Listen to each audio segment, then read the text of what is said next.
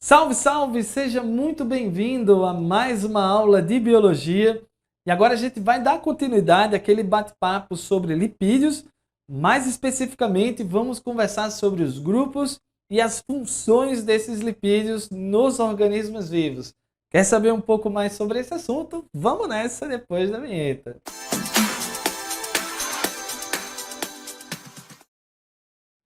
Maravilha, fofinhos! Então, voltando aqui para o nosso bate-papo, o primeiro grupo que a gente vai apresentar aqui dos 4 que vamos conversar nessa aula, temos os triglicerídeos, que também podem ser chamados de glicerídeos aí na parada. Moçada, os triglicerídeos eles são formados por 3 ácidos graxos, aqueles camaradinhas que a gente conversou no vídeo anterior, associado a uma molécula super simples, conhecida como glicerol. Deixa eu mostrar para você como acontece a organização entre os ácidos graxos e o glicerol. Olha só, moçada. Em relação ao glicerol, estava comentando que é um composto super simples, e é mesmo, viu, moçada? Ele vai ter 3 carbonos lá na sua composição e o resto é hidrogênio. Então, bem tranquilo aqui, ó. Esse aqui precisa, ó, de mais 3 hidrogêniozinhos para alcançar as 4 ligações. Esse aqui só vai precisar de 2. Esse aqui vai precisar de 3. E entre esses hidrogênios, a gente também vai encontrar algumas hidroxilas. Então, hidroxila, hidroxila, hidroxila aqui na brincadeira. O glicerol, na verdade, ele é conhecido como um triálcool, que eles apresentam 3 hidroxilas na sua composição, tá? Rafa, como é que liga um ácido graxo aqui? Bom, moçada, bem simples, ó. O ácido graxo ele vai ter aquela região C-OH e vai ter a sequência de hidrocarbonetos aqui para baixo. Vou colocar o preguiça, preguiça, preguiça. Uma sequência bem longa aí de carbono e hidrogênio. Ô, Rafa, como é que vai ser a ligação aí entre esse ácido graxo e o glicerol? Bom, é uma ligaçãozinha conhecida como ligação do tipo éster. Ó, veja só, lá nos carboidratos, a gente tinha uma ligaçãozinha chamada de ligação glicosídica, tá? Aqui a gente vai ter uma ligação conhecida como ligação do tipo éster. Como é que rola a brincadeira? Basicamente, moçada, a gente vai tirar aqui, ó, hidrogênio da jogada, vai tirar essa hidroxila. Basicamente, a gente perdeu aqui, ó, H2O na brincadeira. Permanece um oxigênio aqui na brincadeirinha. E aí você vai ter uma ligação direta entre oxigênio e carbono. E aí essa ligaçãozinha aqui, ela vai ser chamada de ligação do tipo éster, tá? Mesma coisa vai acontecer com o ácido graxo que está aqui do lado, C-OH, aí vai ter a cadeia hidrocarbonada, que a gente conversou muito nas últimas aulas, vai perder H2O, o oxigênio continua associado, vai ter uma ligaçãozinha aqui, ó, entre carbono e oxigênio. Essa é a famosa ligação do tipo éster. Rafa, faz mais um aí, ó. C-OH, vai ter a cadeia hidrocarbonada, preguiça, preguiça, vai perder H2O, oxigêniozinho continua aqui, ó, ligado ao carbono, e no final das contas eu vou ter, ó, ligação do tipo éster. Então, basicamente, aqui eu tenho, ó, o tal do glicerol, glicerolzinho bem aqui, e aqui embaixo a gente vai ter os 3 ácidos graxos que a gente estava mencionando. Moçada, muito legal a gente mencionar os triglicerídeos e mostrar a sua estrutura para que você perceba que ele vai apresentar 3 ácidos graxos unidos a uma molécula só. E uma coisa interessante sobre os ácidos graxos é como ele tem muitos carbonos, é uma molécula que tem uma quantidade de energia muito grande. Então, quando a gente armazena 3 ácidos graxos organizados dessa maneira, a gente acaba apresentando uma molécula com teor energético muito grande. Então, quando a gente passa para falar sobre a função dos triglicerídeos, né, é basicamente a de reserva de energia. Isso tanto em animais quanto em plantas. Importante a gente perceber que nos animais, os triglicerídeos ficam armazenados em um tecido de propriedade bem especial, que é o tecido adiposo. O tecido adiposo é basicamente formado por várias células, são chamadas de adipócitos, e dentro desses adipócitos eu vou ter uma grande quantidade de triglicerídeos que vão ser utilizados à medida que é necessário, né? A gente lembra que eu tenho a glicose como a principal fonte de energia. Quando a glicose acaba, eu posso utilizar o glicogênio, que estava armazenado lá no fígado, por exemplo.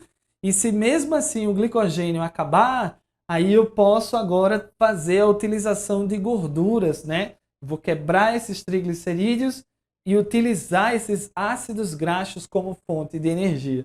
Já vou te adiantar uma coisa, moçada, de que não é legal utilizar ácido graxo como fonte primária de energia.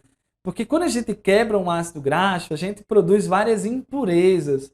Entre essas impurezas, eu tenho a água oxigenada, eu tenho os corpos cetônicos, que são substâncias tóxicas ao nosso organismo. Então a gente só vai utilizar esses ácidos graxos mesmos em situações de emergência, né, de jejum muito prolongado. Já ouviu falar naquela dieta chamada dieta cetogênica? Então, galera, o que acontece? Você vai ter uma dieta onde vai apresentar uma restrição muito grande de carboidratos, praticamente não consome carboidratos. Isso vai fazer a glicose do sangue cair, isso vai fazer o glicogênio hepático lá, o glicogênio do fígado diminuir também. E aí vai obrigar o seu corpo a metabolizar gorduras. Só que não é tão legal você metabolizar gorduras por muito tempo. Vai produzir água oxigenada, vai produzir os corpos cetônicos, que são substâncias ácidas. E eles podem provocar alterações no pH sanguíneo e tudo mais. Então, uma dieta cetogênica, ela tem esse viés, né? Restringe carboidrato para consumir gordura, mas vai produzir corpo cetônico, que é uma substância que põe o equilíbrio do nosso organismo em risco. Então, o equilíbrio é tudo, né? Restringir total e completamente um componente da dieta, ele pode apresentar uma série de efeitos colaterais e isso deve ser feito com muita responsabilidade, sendo sempre, né, acompanhado por um profissional da saúde, nesse caso aí acompanhado por um nutricionista. Maravilha, tchucos? Bom, então esses são os nossos queridos triglicerídeos. Agora a gente passa para conversar um pouquinho sobre os fosfolipídios, famosíssimos, né? Os fosfolipídios, moçada, eles são formados por dois ácidos graxos ligado a um glicerol mais um grupo fosfato aqui na brincadeirinha. Então a confusão vai ficar mais ou menos assim, ó. Você tem o glicerol, vou fazer ele bem pichototinho aqui, ó. Os hidrogênios e tudo mais. Pá, pá, pá. Aí você tem, moçada, as hidroxilas, isso tudo me referindo ao glicerol. Aí a gente lembra que eu vou perder, ó, os hidrogênios aqui, vou ligar com os ácidos graxos. Então vai entrar um ácido graxo aqui, C dupla O, aí CH2, preguiça, preguiça, preguiça. Vai entrar o segundo ácido graxo bem aqui, CH2, preguiça, preguiça, preguiça. E vai entrar também aqui na composição, essa hidroxila ela vai mudar de posição ali para cima, ó. E aí vai entrar aqui na brincadeira um camarada famosíssimo, que é o grupo fosfato. Oh, que legal, um fosfato aqui na conversa.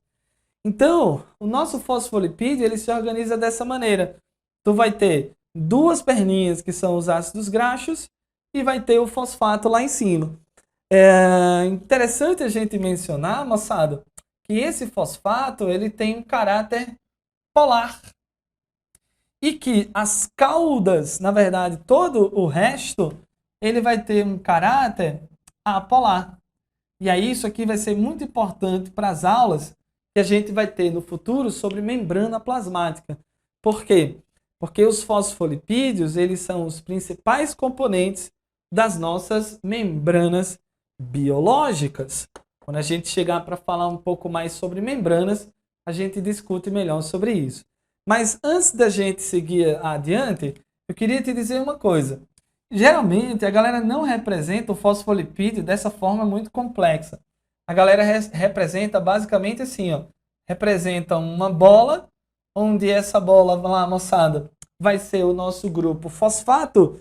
E associado a essa bolinha, eu tenho duas perninhas, que é justamente os dois ácidos graxos aqui, ó. Então, o fosfolipídio ele vai ter essa região polar e vai ter essas duas cadeias apolares aqui, ó. E mais uma vez, quando a gente chegar para conversar um pouquinho lá sobre membranas, aí a gente vai retomar esse assunto aqui, ó, e vai conversar um pouquinho mais sobre esse camarada simpático, né, moçada? Cabeçudinho, duas perninhas, super fofo. A gente volta para falar melhor sobre os fosfolipídios. Por enquanto, saiba que ele tem função de compor as membranas biológicas e isso já está maravilhoso. Maravilha, tchutchucos! Dos dois grupos que a gente, dos 4 grupos, 2 triglicerídeos e fosfolipídios. Terceiro grupo para a gente brincar agora, os esteroides. Oh, Rafa, eu sei que é esteroide, é bomba, né? É bomba, né? Tchutchuco, não necessariamente, tá, fofinhos? Deixa eu falar um negócio aqui legal para vocês. Esteroides são moléculas que são derivadas do colesterol. E o colesterol, por acaso, né, ele vai ser considerado um álcool policíclico. Toda vez que a gente disser que uma molécula é um álcool, aqui na biologia, na bioquímica, a gente está dizendo que é uma molécula que tem hidroxila na composição, né? Uma hidroxila livre lá associada ao carbono. Então, eu vou ter uma hidroxila caracterizando esse álcool associado a 4 anéis. E aí a estrutura fica mais ou menos assim. Tu vai ter 3 anéis de configuração hexagonal, 2. Aqui o terceiro anel. E um quinto anelzinho de configuração pentagonal. E em um desses anéis, mais precisamente nesse anelzinho aqui, a gente vai ter a hidroxila, caracterizando, portanto, a região polar do colesterol. Todo o resto, esses anéisinhos todos aqui, ó, eles acabam sendo apolares aí na jogada. Uma coisa que a gente precisa deixar claro é o seguinte. Toda vez que uma molécula tem caráter polar e apolar, a gente pode dizer que é uma substância anfifílica ou anfipática. É uma molécula que tem afinidade dupla, né? Esse termo anfi significa duplo e filia significa afinidade. Então, a dizer que uma substância é anfifílica é dizer que ela tem afinidade dupla. Então, ela tem afinidade por moléculas polares e tem afinidade também por moléculas apolares. Quando a gente vai ver, moçada, as funções que o colesterol exerce, né, participa no nosso organismo, a gente percebe que são muitas funções, né? O colesterol tem função de formar membrana plasmática. Então, veja que o fosfolipídio é um tipo de lipídio que forma a membrana, mas associado ao fosfolipídio eu tenho também o colesterol. Então, são 2 tipos de lipídios que participam da composição da nossa membrana plasmática. Além disso, o colesterol vai participar da formação de hormônios esteroides. Aí sim, tchuco! Hormônios esteroides são hormônios produzidos a partir do colesterol. Rafa, me dá exemplos de hormônios esteroides. Vamos lá. Testosterona é o mais famoso, né? Você pega estrógeno nas meninas, também é um hormônio esteroide. Progesterona, aldosterona, como tantos outros que a gente vai conversar ao longo do ano. Só quero puxar um detalhe importante aqui, ó. Existem hormônios esteroides que são anabolizantes, que é o caso da testosterona. Testosterona é um hormônio esteroide, Rafa? É, porque ele é produzido a partir do colesterol. E, além disso, apresenta uma função anabólica no nosso corpinho. Ai, nossa, Rafa, o que é anabólica? Homem, anabólica é uma situação em que você constrói moléculas, né? Constrói principalmente proteínas, no caso da testosterona. Então, a testosterona é um hormônio esteroide anabolizante porque lá nos músculos a testosterona induz a produção de proteínas. Eu vou ficar fortão e tal. Se eu fizer uma injeção de testosterona no meu músculo vai produzir muita testosterona. Por isso que a galera do esmaga que cresce, a galera do sai da jaula, o que eles fazem? Aplicam esteroides para que a sua musculatura se desenvolva de uma maneira mais acelerada. Maravilhoso, né, tchutchus? Claro, existe uma série de efeitos colaterais aí, rapaziada. Tem que ter cuidado com isso aí, hein, gente? Olha só, além disso, formou hormônios esteroides, vai formar também sais biliares, são componentes lá da bile. Um dia a gente vai estudar melhor sobre isso. E por último, também vai participar da composição da vitamina D, mais especificamente a vitamina D3. É uma vitamina super importante para a saúde dos nossos ossos, dos nossos dentes. A gente também vai ter uma aula só para falar sobre a vitamina D. Maravilha, fofinhos? E para encerrar o nosso bate-papo, a gente entra para conversar um pouquinho sobre os lipídios conjugados. Eita, tchutchuco! O que é um lipídio conjugado, moçada? Lipídio conjugado são lipídios que estão associados a compostos não lipídicos. O que é um composto não lipídico? Qualquer coisa que não seja lipídio. E aí existe um exemplo famosíssimo de um lipídio conjugado, que são as lipoproteínas de transporte de colesterol. Nossa, que complexo, hein, Rafa? Olha só, muito simples, moçada. Lipoproteína, o que é? É uma situação em que você tem um lipídio associado com, deixa eu ver, proteínas. Ô, tchutchuco, fácil essa, né? E o que ela faz da vida? Ela transporta colesterol lá no nosso sangue, tá? Vou te falar uma parada importante. 90 e tantos % do nosso sangue é formado por água. E aí a água, sendo uma substância polar, dificilmente a gente conseguiria transportar colesterol, que é em sua magnitude apolar.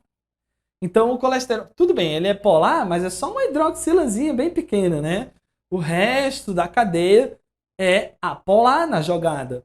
Então dificilmente eu conseguiria fazer o colesterol ser transportado de forma eficiente pelo líquido sanguíneo. Então a gente vai precisar associar esse colesterol com algumas proteínas para que essas proteínas cubram essa região apolar do colesterol e permita, moçada, que ele seja transportado de maneira mais eficiente. E aí existem várias lipoproteínas de transporte, mas essas duas aqui, de longe, são as mais famosas, né? O tal do HDL e o LDL. Nossa, Rafa, sempre quis saber o que significa essa sigla. Ô, tchutchuco, vamos lá, ó, vem do inglês. High Density Lipoprotein. É, meu amigo, tá pensando o quê, rapaz? É poliflota, meu amigo. High Density Lipoprotein, quer dizer, é uma lipoproteína de alta densidade. Vou colocar gostoso aqui pra gente, ó. Alta densidade. Ela vai ter alta densidade por quê, Rafa? Porque ela vai apresentar pouco colesterol. Ah, tá, entendi. E, Rafa, e o LDL? O LDL significa Low Density Lipoprotein. É, Low Density, de baixa densidade. Então eu vou colocar aqui, ó, baixa densidade. Por que, tchutchuco? Porque você vai ter muito colesterol lá na composição dessa lipoproteína. E aí a galera fala muito assim, um é bom e outro é ruim, né? E aí por que a galera fala assim, né? Geralmente a galera fala assim, Rafa, o HDL é o colesterol bonzinho, né? Uhum. E o LDL, o que é? O colesterol ruim. Ah, é mesmo, ó, Rafa. Então, a gente vai perceber aqui, moçada, por que que a galera chama o LDL de ruim e o HDL de bom, né? Deixa eu colocar uma harpinha aqui no meu anjinho, ó. Tchutchu, olha aí, ó. O anjinho tocando a harpinha e o diabinho carregando um tridente. Que fofo, hã? Por que que o LDL e HDL são chamados de bom e ruim? O lance é o seguinte, moçada.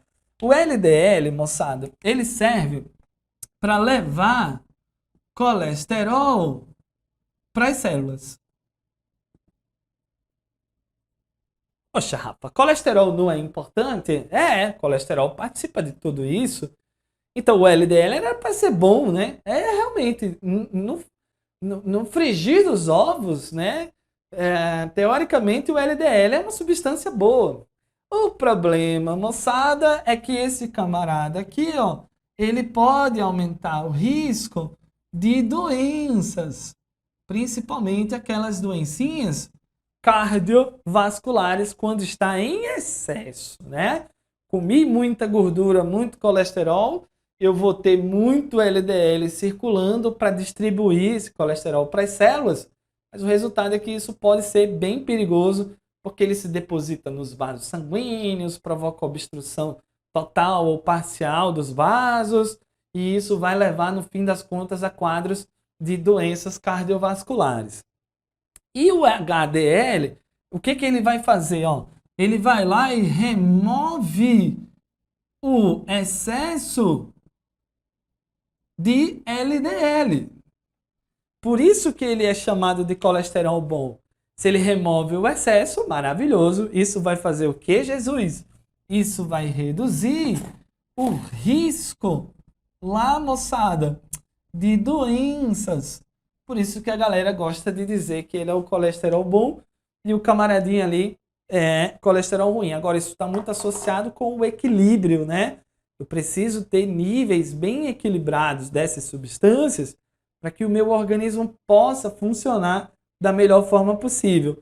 E para a gente saber um pouco mais sobre esse assunto, vamos puxar aqui um PowerPointzinho para a gente falar justamente sobre esse balanço aí, tchutchus, entre LDL e HDL no organismo.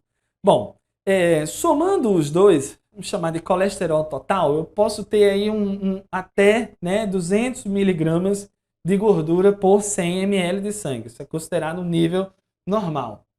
Em relação ao LDL, eu posso ter no máximo 130, né, que é o colesterol ruim, igual cebolinha. E o HDL, que é o colesterol bom, eu posso ter no mínimo 40 miligramas, né, por 100 ml de sangue. Então, o que acontece? Existem algumas gorduras, alguns alimentos que a gente consome, né, que vai levar, moçada, a uma mudança nessa proporção. Então, eu posso observar os efeitos de alguns óleos e gorduras sobre a concentração de LDL e HDL. Então, eu vou ter que gorduras saturadas, aquela que a gente conversou lá na aula passada, né, os ácidos graxos saturados e tal. Esse tipo de alimento, ele aumenta o LDL e reduz o LDL, né? Perdão, aumenta o LDL e reduz o HDL, né? Depois fazer a correçãozinha aí no PowerPoint. E isso é muito ruim, né? Porque você aumenta o que é ruim e diminui o que é bom, né? Resultado, esse tipo de gordura ele vai ser encontrado em alimentos de origem animal. Por isso que é importante a gente evitar o consumo, né, de alimentos de origem animal que sejam lá muito gordurosos, né? Segundo, tem os óleos poliinsaturados. Você vai lembrar que as insaturações são aquelas duplas ligações. Então, esses óleos aqui eles vão ter várias duplas ligações ao longo da cadeia dos seus ácidos graxos. Essa galera aqui, eles são bons mais ou menos, né? Ele reduz o colesterol total. Então, ele vai diminuir LDL, que é ruim. Então, reduzir o LDL é bacana, mas ele também reduz o HDL, né? Ele também reduz o que é bom. Então, isso lá não é o melhor cenário de todos, né? São encontrados em óleos de peixe, de água fria, principalmente o salmão. Por isso que a galera fala que a gordura do peixe é boa, mas tipo, ela é menos prejudicial do que a gordura da carne vermelha, por exemplo. E por último eu tenho os óleos monoinsaturados, que aí eles são os mais legais, porque ele reduz o LDL, que é o colesterol ruim, então reduzir é uma boa ideia, e aumenta o HDL, que é o bom. Eles vão ser encontrados em sementes, como azeitona, nozes, castanhas, né? Eu tenho uma tabela aqui super bacana de alguns óleos, né, que a gente consome diariamente. Então você depois pega com calma aí, rapaziada, dá uma olhada aí nessa composição e repare que o óleo de canola talvez seja o mais bacana, né? Porque ele vai apresentar 61% de gordura monoinsaturada, que é a mais bacana, e vai apresentar apenas 6% de gordura saturada, que é a mais prejudicial de todas, né? Por isso que o óleo de canola entrou nas graças aí, né, da galera fitness, da galera que tem vida saudável, e os nutricionistas acabam recomendando o consumo desses óleos em detrimento aos outros, né, que são consumidos de forma mais cotidiana. Maravilha, tchutchucas! Então é isso aí, rapaziada. A gente vai encerrando por aqui o nosso assunto sobre lipídios, encerrando a teoria, né? Depois temos algumas questõezinhas para resolver, temos os joguinhos. Divirtam-se ao longo dessa trajetória. Espero que tenham gostado. Vamos ficando por aqui. Um grande abraço e até a próxima. Falou!